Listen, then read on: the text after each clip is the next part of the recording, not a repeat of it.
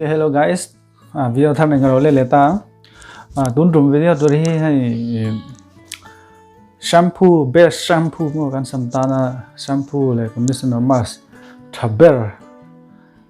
engen yang tisu kalau soi dona shampoo tur accompany tur he wela binga kalau soi anga wela product shampoo le conditioner thaber kan samtana nge thaber ti kalau soi doni chumi main chumi product kan soi ma chun bye bye tur an oma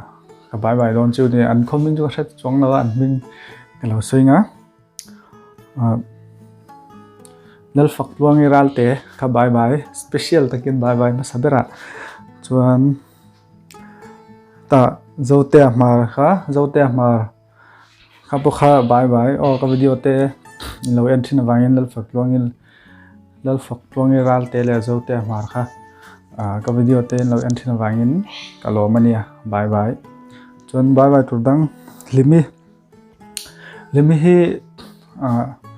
main 2010 11 kum chovela masi sangitia kan chan puithin require vela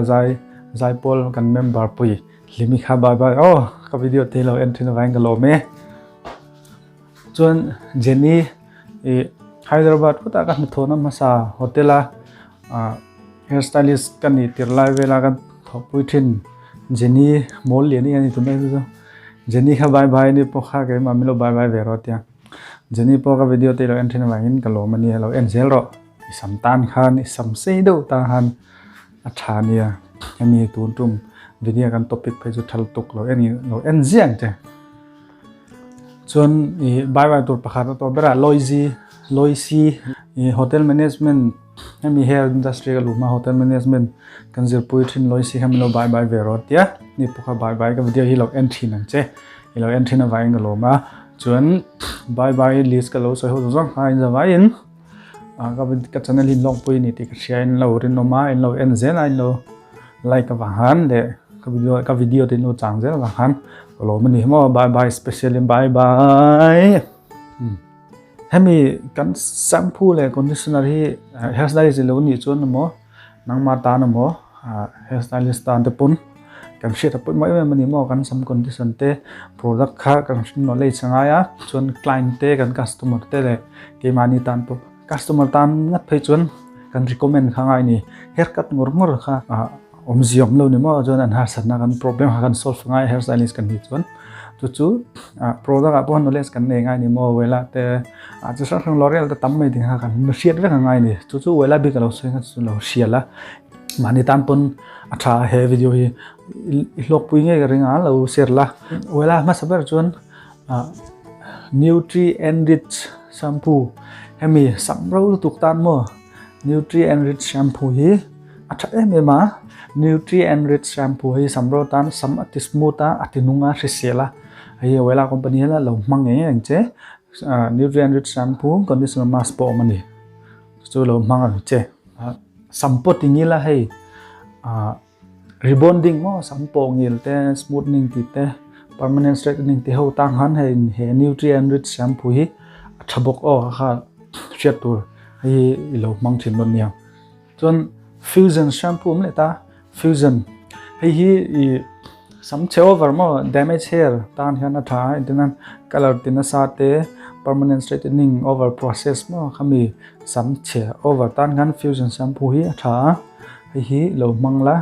sam che samro tan sampong il na wanga sam che samro tan fusion shampoo hi shampoo and conditioner hi mang thaya hi lo mang chin don ya fusion shampoo chona do la chon color brilliant shampoo an ta hi color safe shampoo mo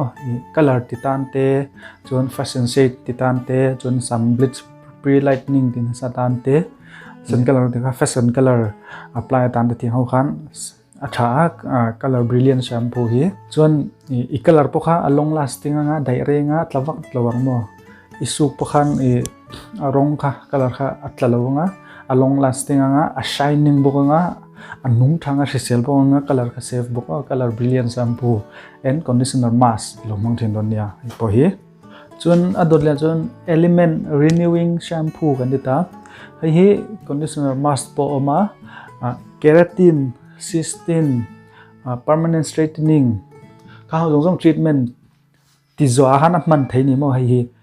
man tur ani nge in antena samilo pot nge ta permanent na hi mang theyang sulfate free ania paraben free chemical omlowa chemical sulfate free jon paraben free ni boka chuan hi element renewing shampoo ania keratin ti zo te sampongil ti zo te cysteine ti zo te natural way do wa hai chemical engma tilo mo color te poting alo khatiang natural way do wa shampoo mang du tan hi man theya chuan sam atinunga te sisela keratin te poka atilong lasting ani mo are wak don lo hemi wa hian a safe ani keratin kha chuan a long lasting boka nga i keratin i treatment lak kha cysteine keratin smoothing permanent straightening ha kha hemi element renewing shampoo hi conditioner and mask hi mang thei ani chuan hemi element renewing shampoo hi hair spa tin apon man theya i athai ma hi sulfate free paraben free ania keratin zo man tur ti te sampongil zo man tur cysteine ti zo man tur khami treatment ti zo man tur ani hi lo mang nge che element renewing shampoo and mask conditioner chuan dot le chuan oil reflection shampoo hi dry scalp tan mo hi lo bun ro dry scalp tan man tur ania hi tlema oily look ma i samtlema mom look kha du tan man theya shining anga dry scalp khami iluvun ro te phar re anga luvun ro dry scalp tan khan he shampoo hi atha ni chuna dot la chun aqua pure shampoo hi purifying shampoo nia deep cleansing shampoo pot ti theya chanchu shampoo strong ani hi saluna bag wash kan deu bera chuan root ta chap ti zwa sugnante chuan color fashion color ti ma man tan man theya chuan sam kan scalp oil tuk kha a clean rek mo kha sam oil tan lu scalp oil tan khan mi purifying shampoo hi imang theya deep cleansing shampoo po ni thawa imang theya chumi zwa sam more dry ho kha mo kami kha atangin repair shampoo min mang le de thei kha hi saluna bag wash kan mang na sa tam puya chanju client ho root ta chap sukna te mo tiang keratin ti ma lusuk nan te kan mang ta cysteine ti ma lusuk nan te treatment ti ma lusuk nan kan mang thin ta hi atha ma chun strong boka hi chun scalp oily tan atha ma kar khara voi ni mang thang hi mani ina mo kar khara voi ni mang thang aqua pure shampoo purifying shampoo deep cleansing shampoo chuan adon le chuan clean shampoo omle ta hi dandruff nei tan shampoo thalu tuk strong box hi thalu tuk ani hi dandruff nei tan chuan dandruff khan na sa over na sal tuk ani chuan jing deu lagi ni mang theyang hai ni khandana point ni mang theyang kami dandruff na sa over ni chuan chu dandruff hi are mai thilowa aron omle thin ni mo are do ka ngar nom lenga chuan nasa over ni chuan jingdeu lekin i mang thenga nasa lutuk lawa ni chuan kar khata voi khat man tur ni omjia chu antenan kan sam amom over te ni la chuan kar khata hen voi thum su ki tok ma ase oil lutuk te nasa over dandruff nasa over ten chuan ni khada te ti thera ma se ana sat over la chuan kar khata voi khat ani anga omjia chu i sam scalp kha dandruff nasa over ta se oil te om ta se ni khandana mang thenga ma se lusu khi tiang mi gan ni lo chuan kar khata voi thum hi tok lutuka chuan voi khat man tur ka ti to clean shampoo kha om jak lo senga tunan ni tin voi thum su ta ni avoi ni na normal shampoo in isu photanga avoi thum na che khan he mi clean shampoo hi mangang dandruff nasa lutuk lawa khan mo chuan are to a inga yani chuan mo are to chuan thlakhata voi hi man tur ni som panga dana ni som panga zo a voi khati mang lenga next ni som panga zo mang leng thlakhata voi ni zo chanju a strong amo he shampoo hi clean shampoo hi dandruff atify ma chuan dandruff chu kan soi tuang khan are mai thelo ni mo ron let thin ron om let thin are duak nga ron om lenga katle ma take care video lek anga ya hi kunot oil te khan anti masawla oil sang remedy sang te phon anti thei tawlang chon hi เวลา product บิกอี clean shampoo นี่ตา dandruff ตันอัฐเอเมมากันสวยนนแหลงนัสลตุกตันนี่ขัดดันนี่มังเทงะนัส over เราตันการขัดวิขัดอะไรตัวดวกอันนี้ชวนอะไรตัวชวนที่ส่งปังดันการขัดวินี่อันนี้จูอัน next เลยชวน refresh wash shampoo กันที่เลต้าให้ hair fall ตันมันตัวนี้มั้ง hair fall ตันกัน scalp hair fall ค่ะอี balancing โดนตันนี่ไม่ balancing shampoo ปนี่เท่าrefresh wash shampoo อันเนี้ย hair fall ตันมันนี่ตัวนี้ให้ balancing shampoo ปนี่เท่าจนตัวเลยจนvolume boost shampoo ให้ flat hair ตันกันเดต้าอีสัมซีนสัมเกลมสีมั้งขัดยังเขาตัน volume boost shampoo มันตัวนี้ให้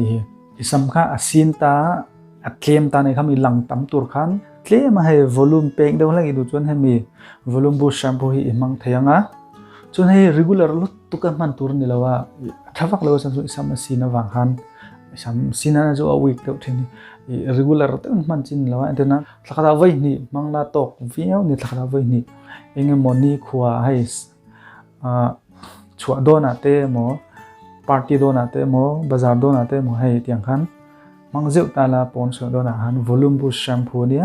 สัมสินตัน volume เคลมา volume เป่งเดียวกันสัมเคลมา thickness มาเป็นตัวกันให้มีอีกมังเทงะ volume boost shampoo เย่โอเล่ข้าสงขันดิตาเสให้มีเวลา product บิกะ shampoo ทับเบอร์กันสัมตานะ shampoo ทับเบอร์กันเราสวยหัวค่ะอุลุกตะวินลงไอ้ทักกันเนี่ยค่ะชินเสียโอลาลมมันเวลาเราตุ้มตาโอลาเวลา product ที่ถ้า over นี่มั้ง professional product อันนี้ถ้าเอ็มมาหรือมันเวงไอ้ตัวมังเจ product ท่านี้ professional อันนี้จนมันพูดเลยมันตัวเดียวเลยกันมาเสตัวชั้นแต่พวกเราเวงให้มี product professional ให้จน effective เอ็มมาหรือมันเวงไอ้ตัวมังเจจนกันสวยเบลล์ล็อกจูให้มีกันซ้ำให้ reason นี่เชื่อง่ายเนี่ยมั้ง shampoo เตะ color เตะข้าวสงคำมังตัวจน reason นี่เชื่อง่าย hair fall เตะเองhair fall ชั้นเดียวแต่มั้ง reason ครับพออีโมลตัวกันที่นั้น scalp มุมนั่นน่ะ shampoo ดังอีมันได้จนมั้ง color shampoo มันได้จนaddict เท่านั้นนี่dandruff ง่ายมา color shampoo เตะลงมังได้เตะ addict เท่านั้นdandruff นี่ตาละ dandruff shampoo มาmore เราได้ repair dry smoothing ตั้มไหมขัดทิ้งชิคันmodify แบบนี้มั้ง shampoo พวกเลย shampoo เลย conditioner mask พวกจน color นี่จน color safe shampoo ได้เตียงกันจู่ๆ reason azir คัน shampoo เลย conditioner ที่อีทั้งเทอีจูสเทียจนข้าสงคันนิตาเสียตัววิดีโอจนกับวิดีโอที่ล็อกไปจนคนเรา share ละเรา like กูละการันตีโชว์เจลโดนเหตุยังวิดีโอที่เราเสียมเจลกับตัวมัง product ล้ำreview อังเดียวแต่ว่าทิ้งให้กับเราสวยเจลละจนกับวิดีโอล็อกไปจน like และ subscribe เราที่สักกูละมิโล share สักกูละอินสบายบายบายอินสบายบายบายlike และ subscribe มิโลเทียบตัวจะส่งมิโลดูสักตัวจะส่งใครจะบายบาย